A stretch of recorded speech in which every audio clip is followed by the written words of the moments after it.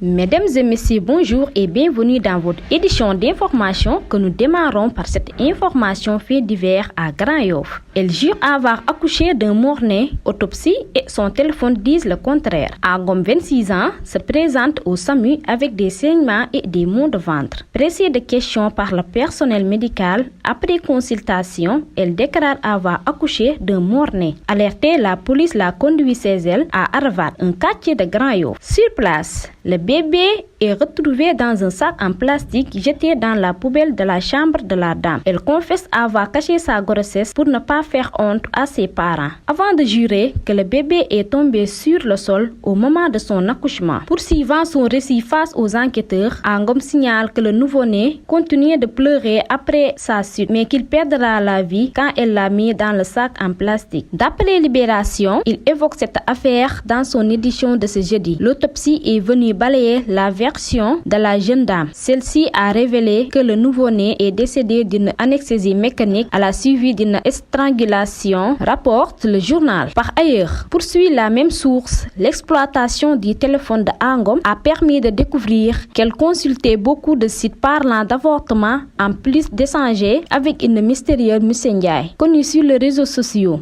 qui lui expliquait comment avorter. Libération informe que la mise en cause a été déférée au parquet de ce mercredi pour infanticide. Puis, 2 semaines après son terrain-meeting, le Premier ministre Ousmane Sonko retourne à l'hémicycle. Le Premier ministre Ousmane Sonko fera face aux députés le 28 novembre prochain. Le bureau de l'Assemblée nationale a précisé dans un communiqué rendu public hier lundi 24 novembre ce que rencontre s'inscrit dans le cadre du contrôle de l'action gouvernementale conformément aux dispositions de l'article 104 du règlement intérieur. Le Premier ministre Ousmane Sonko reprend la parole 3 semaines après son terrain-meeting du 8 novembre qui avait attiré une forte influence au parking du stade Léopold Sédar Senghor. Il revient devant les Sénégalais. Le chef du gouvernement, également leader du PASTEF, est entendu le 28 novembre à l'Assemblée nationale à 9h pour une nouvelle prise de parole. Cette fois-ci, c'est devant l'Assemblée nationale largement dominée par la coalition PASTEF dont il était la tête de liste lors des premières législatives anticipées de l'histoire politique du Sénégal. Tenu le 17 novembre 2024, que le Premier ministre s'exprimera dans un communiqué public hier, lundi 24 novembre, le bureau de l'Assemblée nationale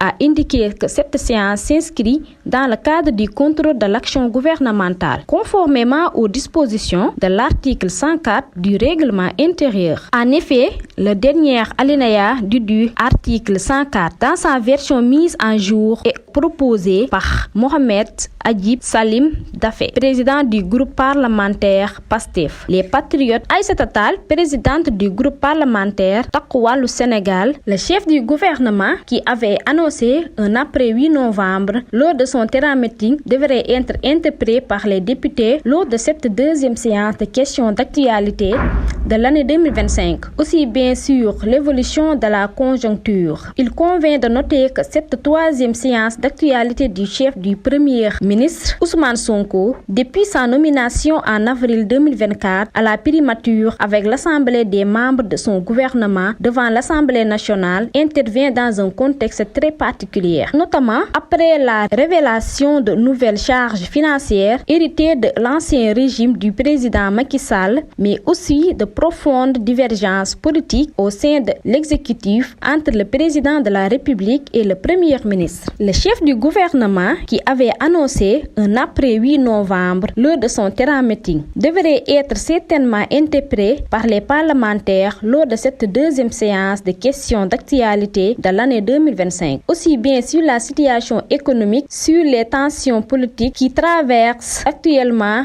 l'exécutif.